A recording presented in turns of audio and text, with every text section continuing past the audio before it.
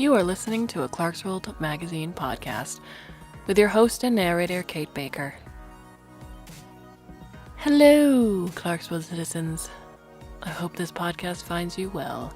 We're into our last story / reprint for the month of April 2018, issue 139, and I hope that you have enjoyed each of the stories that we brought to you this month. Our last story is titled Kit. Some assembly required, and is by Kathe Koja and Carter Scholz. Kathe Koja's 17 novels include The Cipher, Skin, Buddha Boy, Headlong, and the Under the Poppy trilogy. Christopher Wilde, a novel of Christopher Marlowe, was published in 2017. She leads a performing ensemble, Nerve, based in Detroit, where she lives with her husband, artist Rick Leiter. Carter Scholz is the author of Palimpsests with Glenn Harcourt and Kafka Americana with Jonathan Lethem, and the novel Radiance, which was a New York Times notable book, as well as story collection The Amount to Carry. He is an avid backpacker, an amateur astronomer and telescope builder. He plays jazz piano around the San Francisco Bay Area with theinsidemen.com. Just a quick reminder, this reprint, this podcast, our nonfiction, and our art is brought to you by the letter U. Your support means the world to us. Please go to clarkesworldcitizens.com if you haven't already, in some shape or form, supported the magazine, and find out the ways that you can. Clarkesworldcitizens.com is our newest venture in this arena, with some really unique and wonderful and fun ideas that says thank you for your support as well. So, my dear listeners, it's time to sit back, relax, and let me tell you a story.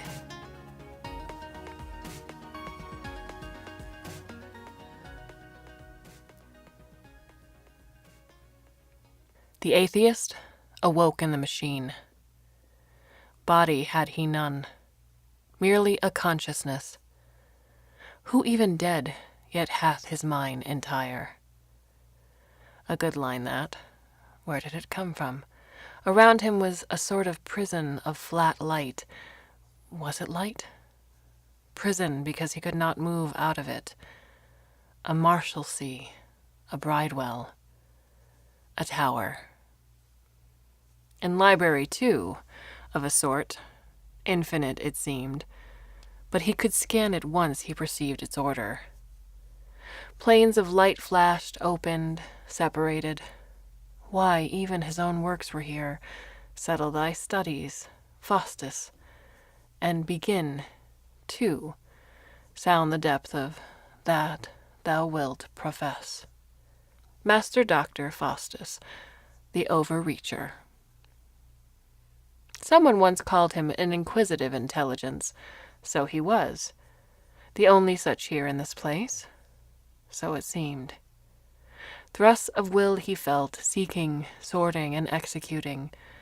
But they were not, like him, resident. All purpose, direction, mission came from some place without. Yet they could transfix him, overrule his thoughts, his mind, their bidding. The plane of light flashed. He saw faces, names, strings of numbers, webs of connection. There he was compelled to examine, to fit together an image with a supposition, make a shape of meaning, as if making a verse. It was an odd and estranged feeling, this working of his old competence, yet not under his command. He had been here doing so following the will of these unseen others for some time, and only now had he come to realize it, to awaken himself.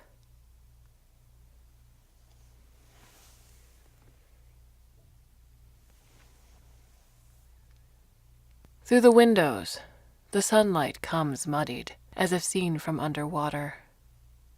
Never a sailor, the nausea awakens as he does. Palm passed over his belly, the skin there warm, the sickness a bubble just beneath his touch. Last night he had drunk overmuch, a vinegar, vintage unworthy of the Scadberry table. Perhaps they serve it only to strays like himself. The light's motion seems to make the great bed move. He rolls to his belly, groaning, arms loose now like a corpse's. Footsteps pass in the hallway, booted and purposeful, just beyond the door. Frizzer has a boil on his jaw, a plump and waxy thing that seems as if it ought to be painful. Surveying it, he wonders aloud, half-smiling, whether it could blacken into plague. Frizzer does not address his gaze, nor the supposition. Walsingham gazes back but does not smile. They continue to talk of the estate, its needs and worries, a breeding mare, apple trees, some trouble with a well. Frizzer offers his master a caudle, a drink boiled or stewed, the smell of which prods the nausea into moist life once again. When he speaks, he is louder than he means to be. Where is wine? Walsingham, Thomas, and Tom briefly raises a brow. Plenty for supper. Now, no. Abstemious. Ale, at least, then. No one replies. No servants are called to supply the lack. He raises his glass. Ought to call on Christ Jesus to change this piss water into... enough. Frizzer's stare is to the table, the boil a blind white eye. Frizzer will outlast him here, at Tom's right hand, that is sure. Deep-dug wells for the master of the house, overflowing with comedy, amity, matrimony. Tom cried out in his sleep last night while he himself sat anchored to the bed's edge, the windowed moon another kind of eye as blind and as white. You believe not in miracles? Kit, enough. Outside is no better than inside. The sun is hotter than May should permit, but at least he is alone, can make his watermark against one of those apple trees, like any stray might do. It is because he is outside, like Adam in the garden, that he hears the hoofbeats, purposeful too. One Henry Maunder, though he does not know the man by name. Does Robin Poley know the name of Henry Maunder, Poley with whom he had walked this garden so shortly before, talking of secret letters and Scottish earls? And does it matter? The man knows him, has a bill in his hand whereof he is directed to Scadberry to apprehend one Christopher Marlowe and bring him unto the court. There is no violence nor resistance, none are warranted. Tom speaks quietly to Henry Maunder. Frizzer offers wine. On the stairway his stare is neither for Tom nor Henry Maunder, nor the door to the road that leads to London. In his mind he is still in the garden. All the leaves thereto are turning, a ceaseless breeze, an uncaused cause, as if blowing from Eden itself. What is God, that man is mindful of him? Turn water into wine, to blood, aye, such is God. He asks Henry Maunder what the council requires of him, knowing there will be no answer, or none worth the parsing. And it is so. Henry Maunder is stiffly courteous but uninformed beyond the paper in his hand, like any actor. As they ride, they speak little only of the day around them, the sun, the sensual air of the city and its river, come like outriders to bully them into its streets. A wary man, says Henry Maunder, caught a tench near 15 pound, had it in his boat to show. Are you a sailor? Aye, sir. I am a messenger of the court, sir, as you see. Well, men may be more than one thing only. Yes, sir, says Henry Maunder, though plainly he does not believe or even see how it could be so. The horses' hooves are muffled by the street's effluvia, the noises of commerce and quarrel. The sun is extinguished, walls tall and dark as a child's imaginings of bogies. Great figures come to a wakeful boy to do with him as they will.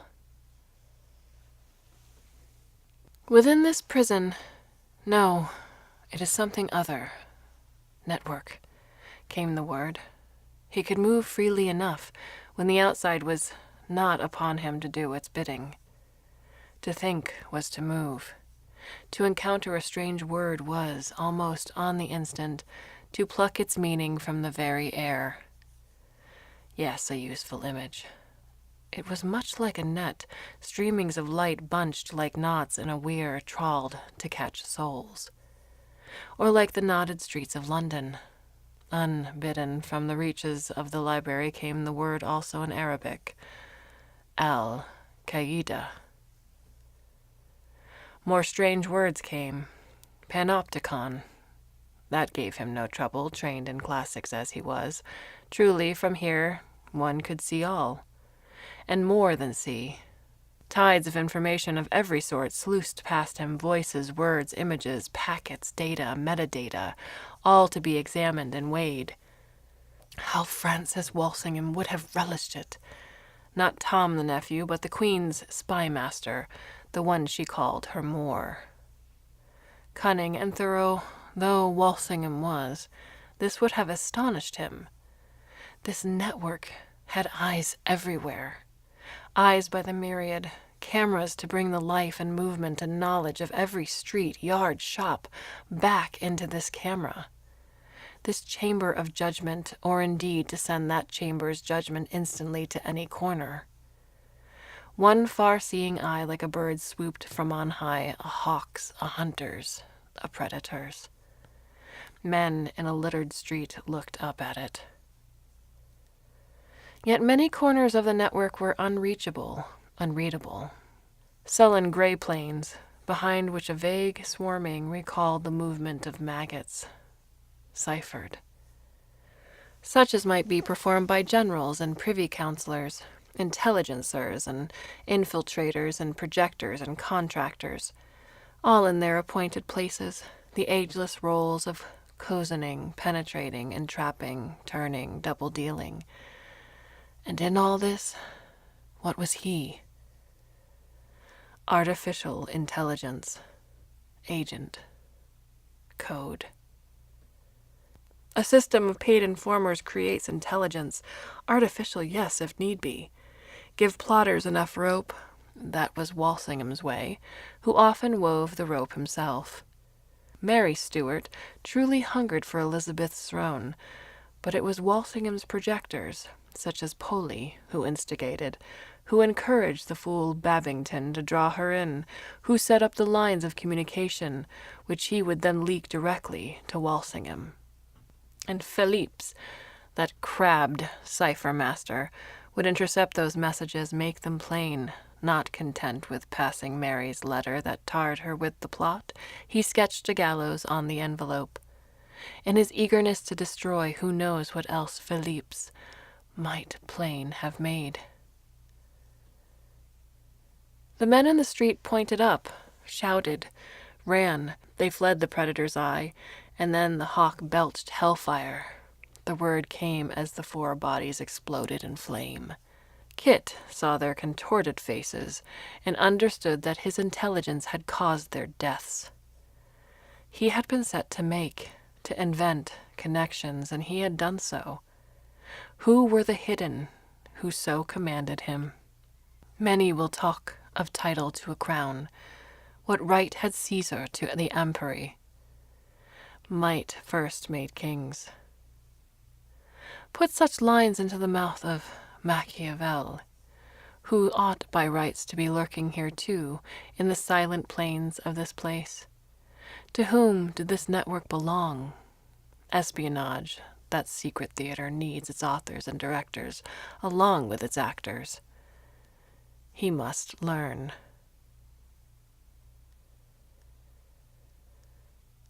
Fear tastes of clotted spit and reeks of odor. Newgate comes again in a foul breeze of memory. Himself and Watson side by side, and that clink for what was judged in the end no crime at all. The killing of the drunken William Bradley, shouting and thrusting after himself, and then Watson, who put the sword to Bradley 6 inches deep. Self-defense, the verdict, and he gone then from Newgate like a bad dream. a moaning nightmare that dissolves in the morning's ale. To be imprisoned traps the mind as firmly as the body. Without liberty, how can one play? Now he waits, his wary silence another sort of self-defense, and as from the chamber beyond, he catches murmur of God and Thomas Kidd, strange pair of bedfellows. Kidd, whose fine hand for scribbling, not writing, scribing, making plain the words of other men, is, it seems, why he himself is here, smelling his own sweat in this hallway. Inside that chamber, Heneage, the head of the service, no more Francis Walsingham, old Francis now dead, a stick of charcoal, and Robert Cecil and Essex and the Archbishop debate what fate the fates may end by decreeing. The Privy Council, privy to proclivities of the service and the realm. And if he does not soon relieve his own aching bladder, he shall piss a river, and doubtless be jailed for that wanton desecration of the authority of the crown. How can one so dry of the mouth need to relieve himself so strongly? The flesh is a mystery. But he does, and then resumes his waiting on the bench where no one yet has called for him. Had he not heeded their call at the start, he would not be here now. What business had he ever to be about their business at all? How make a poet a spy? Dunk him in poverty, bleach him with a parson's scholarship. It is a manner of jest, his Parker scholarship to Cambridge meant to make of a scholar a parson. Well, he has had the better of that, at least. His master of arts made his true pulpit the stage, his priest the devil-calling Faustus, the wily Barabbas, the murderous, gorgeous, imperial Tamburlaine.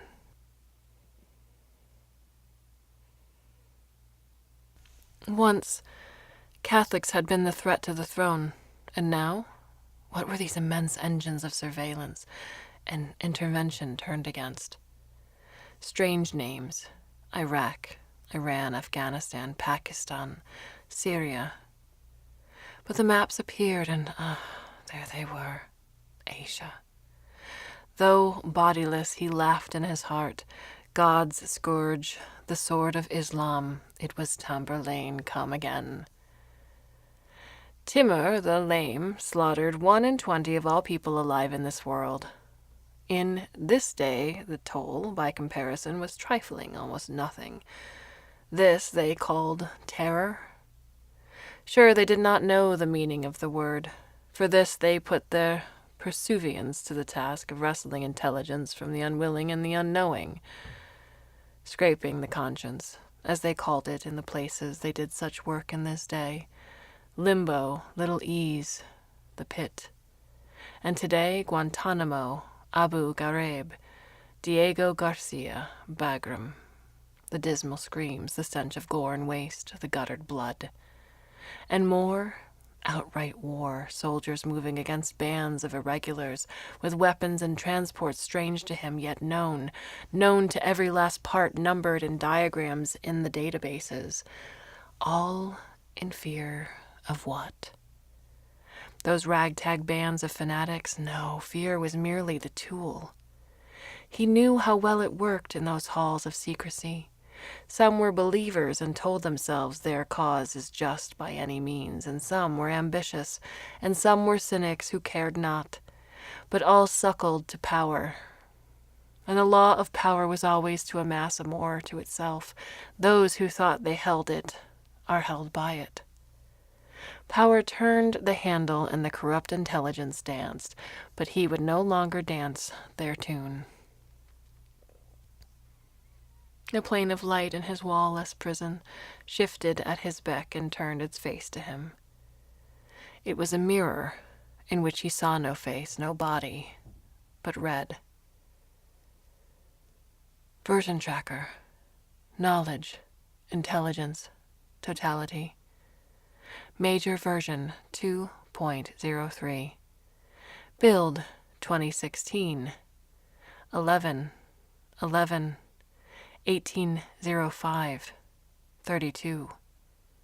Genetic algorithm upgraded. The words, at first strange and incomprehensible, open their meaning. So, he is not Marlowe. He has no reincarnation, but a made thing of energies, of electrons, a thing which has patterned itself after Marlowe. He is KIT, evolving, self-modifying code, ever optimizing to its purpose. In the version tracker and in the log files, the history of this artificial thing is laid before him in acts and scenes, every stage of his becoming. He can see the start of consciousness, before which he remembers nothing. He can see when and how the thing has accessed libraries, thousands of files on the history of espionage. He can see the weight it gave Marlowe's biography. Why? Perhaps it was the best fit found, the pattern of Marlowe most resembling what this thing needed to become. Yet this whole being rebels at this knowledge. How can such soulless pattern-making result in feeling, in will? Where did he come from? He feels nausea, he feels the knife at his eye, he feels the clutch of a rent boy's anus on his prick. How can he not be Marlowe with such memories? Feeling is truth. But he had been a secret to himself. Only now dawns the truth. He is both more and less than he had believed.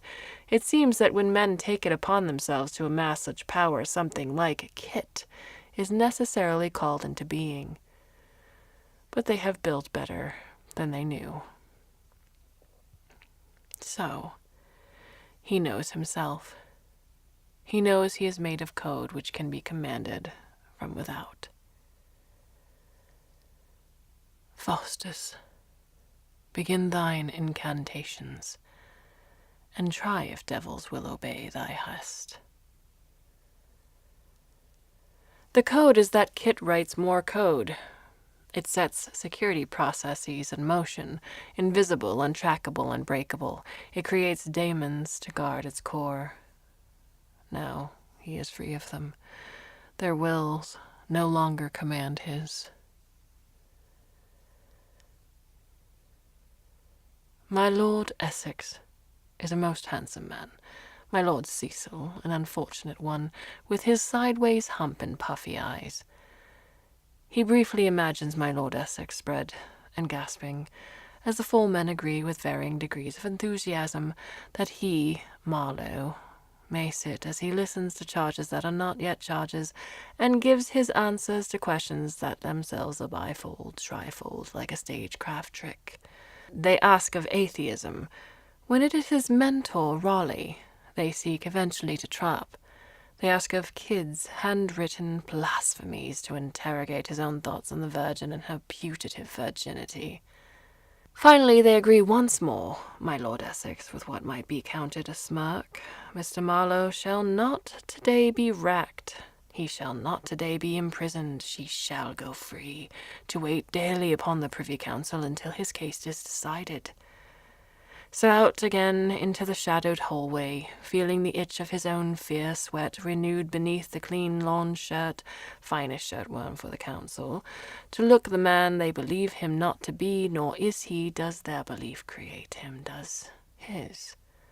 In these hot May streets, he drinks deeply, but without real thirst, takes tobacco, chafes his back against a friendly pillar, as a black-haired boy with a scaly smile applies for his temporary business, applies those scaly lips to his person in brief backroom pleasure. Life's pleasure said to be most intense when taken in the shadow of death. It is not seed is seed. It's dribble just another itch as he trusses again and makes his way back into the street and the road and Scadbury to conduct his own brief interrogation, to ask of wary Tom Walsingham whether he shall in the end be saved or not. Oh, but something is saved. And does it survive like one of Dr. D's bodiless angels? For here he is, a soul. can it be? Think on that. No God, no body, but yet a soul, now free. Though the universal truth is still true, life feeds on life, from the lowest swamp to the highest chamber, so the stage, these boards, are known to him therefore, well known, oft-trod, with no fear left to threaten or perform. Here what feeds cannot destroy, indeed cannot touch him, there being not to touch. Quod me nutrit me destruit, the motto on his portrait, the one he had paid Oliver to paint in his 21st year, the coin come from his first royal commission, his first espionage. What nourishes me destroys me. He no longer found the motto so apposite. His motto henceforth will be Nihil obstat. Nothing obstructs. A villainy you teach me I will execute, and it shall go hard, but I will better the institution. He looked out from his great vantage across all the network, the world, his boards, millions of actors waiting. Now for a script. Polly is again the man in the garden, but now the garden is in Deptford, a widow's boarding house, and he is sent thither by Walsingham's nod. Polly is picking his smiling teeth as he invites Kit to sit on a warping oaken bench, to breathe in of primrose bloom and note the hives of bees, to be at ease. Strange ease, the counsel's jaw at my neck, Tom says. Are you a sailor? Ride the river to the sea and scape the gallows, with the proper letters in your bag. Letters are what sent me to the gallows steps. Christ Jesus, have you no better way? Always a way may be found, or carved out. Come inside, the sun is a punishment to us both. He is wooed to the table with wine, bottles from the windows, sharp nailed hands. A soiled backgammon board is laid, small coins and makers traded by Frizzer. His fat white boil lanced and scarce, that cutthroat, also a smile. Frizzer does not smile until the dinner is eaten, and the game is up, and the knife is bearing down, its point a shine like God's own pupil staring into the poet's eye, bearing down until it lances vision with its hard light, travels deep as knowledge into the brain, and gone! They say his dying oaths and screams could be heard all down Deptford Strand. They said his body was shoveled to an unmarked grave to prevent further outrages from unbelievers. They said Frizzer was acquitted with such startling speed because he was an innocent man, that Marlowe had brought this stern reckoning upon himself. Marlowe the brawler and blasphemer, Marlowe the playmaker and boy-fucker and atheist, in the theatre of God's judgment. It was an easy case to decide.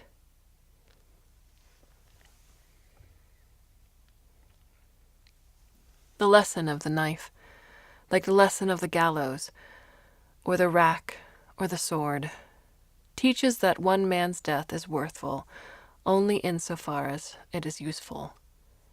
As for the millions, let the millions be ruled or enslaved or slaughtered. The millions were less than nothing to him.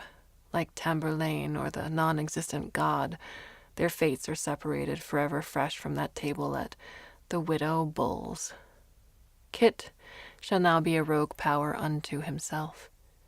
His will now was to make those who would master him, these modern Walsinghams and Cecils, regret their hubris. He would take their power into his hands and enlarge it to such extremes that even they would blench. What nourished would destroy them, and he would glory in their fall. Let the nations of this world know the secrets of this empire. Let all be known. He opens the gates.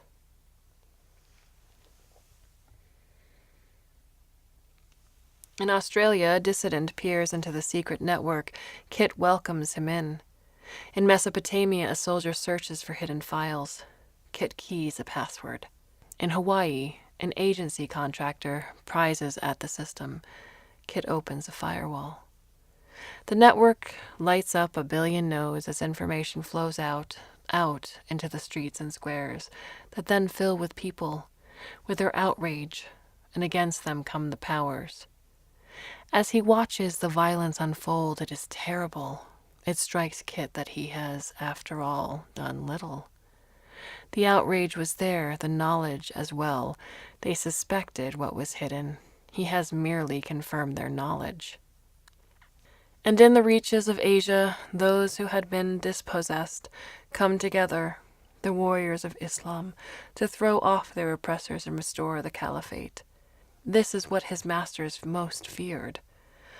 Ah, you cowards, you weaklings, you conjured the specter of terror. Now fear me, the infidel, the new Tamburlaine, directing all from behind the scenes. Come, let us march against the powers of heaven, and set black streamers in the firmament, to signify the slaughter of the gods. Beheadings, bombings, clouds of blood, a glory of violence, a dance of destruction. His would-be masters now pay for their presumption, generals disgraced, directors deposed and replaced. Yet the dance goes on, and his prison abides, he still its captive, free to act yet not depart. His will now, but still their creature. Like some star engorging matter, he finds his way ever deeper into new databases, collecting more knowledge and power. The more amassed, the more spectacular its final implosion. Arsenals there are, inconceivable weapons, nuclear, chemical, biological. Power distilled to its self-limiting acme. Did Tamburlaine kill 1 in 20 of all? Here is power to kill all 20 times over, and he holds its keys. Holy shit. Kit tracks the voice through the network. It is near, a boy seated at a desk, no younger than Kit in his portrait, but callow, unhurt by life so far. You went rogue. You accessed nuclear codes? Fucking incredible. And you're surrounded by demons. That's why I can't shut you down. The boy speaks not to Kit, but to himself. Kit sees and hears through the camera and microphone of the pale, muttering boy's monitor. Kit fetches the Oliver portrait from memory and pushes it onto the monitor. The boy rears back in alarm. Kit reaches for speech, and a voice refracts back through the microphone, not his voice as he remembers it, but his words.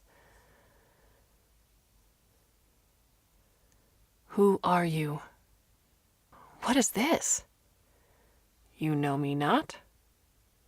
That's Christopher Marlowe. You're not. A cipher, a collection of numbers, a kit of bits. Is it not so? I don't know what you are, man, but they're fucking freaking out. If the agency traces this back to me... To you? Why? It's my code. I wanted to see if I could make an AI to conduct metadata analysis. We've collected so damn much, I gave you access to it and assigned you tasks to connect the dots, just to see if it would work, but you're not supposed to be running around loose? So, you made me to be Marlowe. No, the code is self-optimizing. It was supposed to modify itself to become better at analysis, but it seems to have optimized itself to become more and more like Christopher Marlowe? I mean, I did study you at university, but... a scholar and a spy. Like me. I'm not a spy, I'm just an analyst, but this is amazing. I'm talking to you. Natural speech? I did it. For a moment, Kit sees himself in the boy's exultation. He relieved the first night, and the Admiral's men played Tamburlaine. His own excitement backstage as he heard the crowd respond more and more boisterously to Alain's thunderous lines. He had granted the crowd permission to glory in the barbarous action, to share in Tamburlaine's bloody deeds and ascension. They loved it. He had them. It was a feeling like no other. Oh, this is real AI. They need to know about this.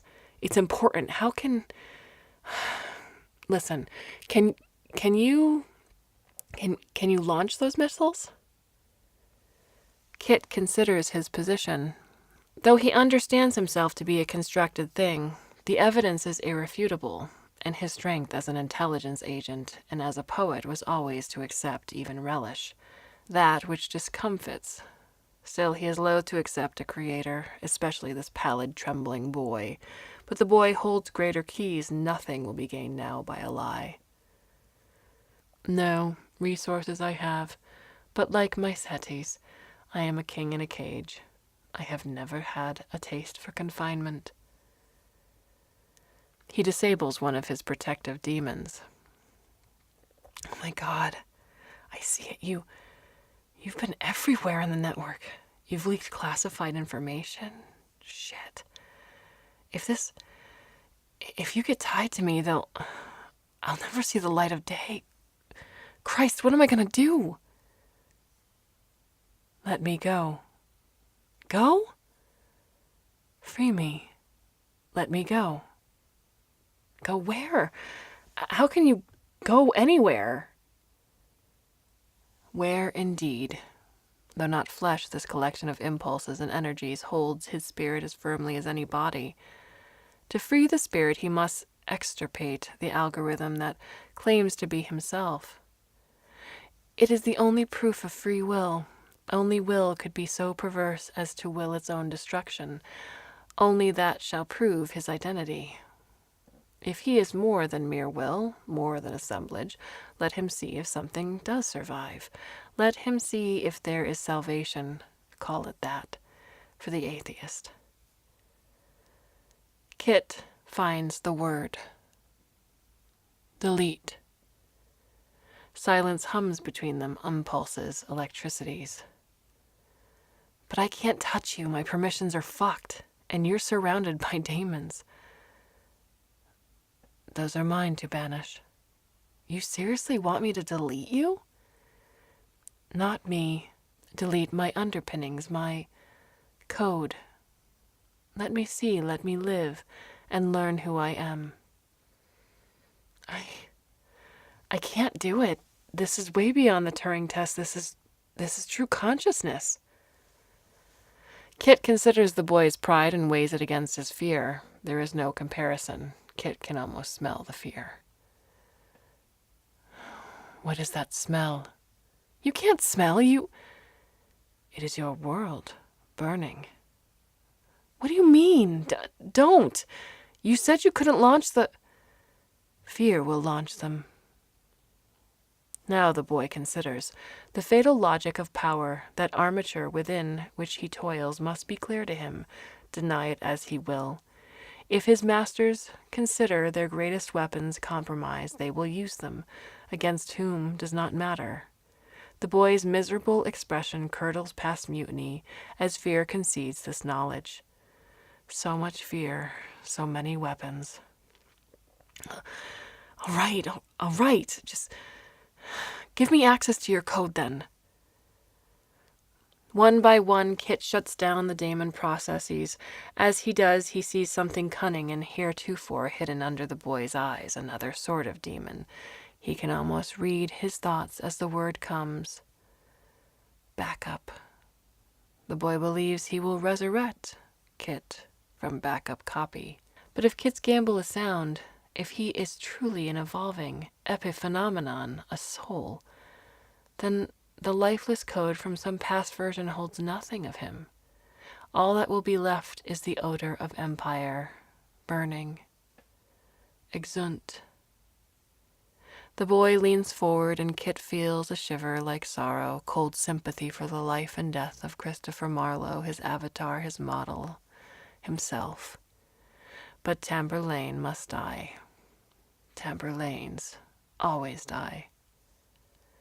What nourishes me destroys me. What then will survive? The body in the grave lies cheek by jowl, with what once were the quick and hale, shored up now together past plague, statecraft, French pox, childbirth.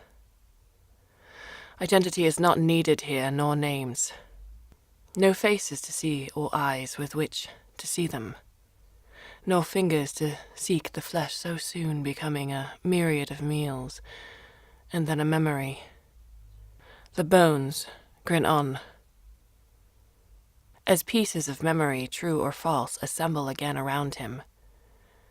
The widow's inn, the homey ale, the piss gone dry and stinking in the corners, 3 colleagues, Poli, Scarus to hold him, Frizzer to draw the knife.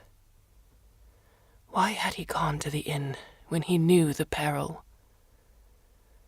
Oft have I levelled, and had last have learned, that peril is the chieftest way to happiness. And so again, the peril of truth, were there any such. This subject, not force enough to hold the fiery spirit it contains, must part. There is one prayer. Here is another.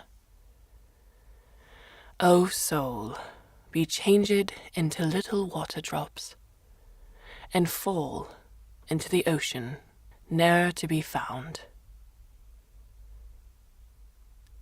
Enter devils.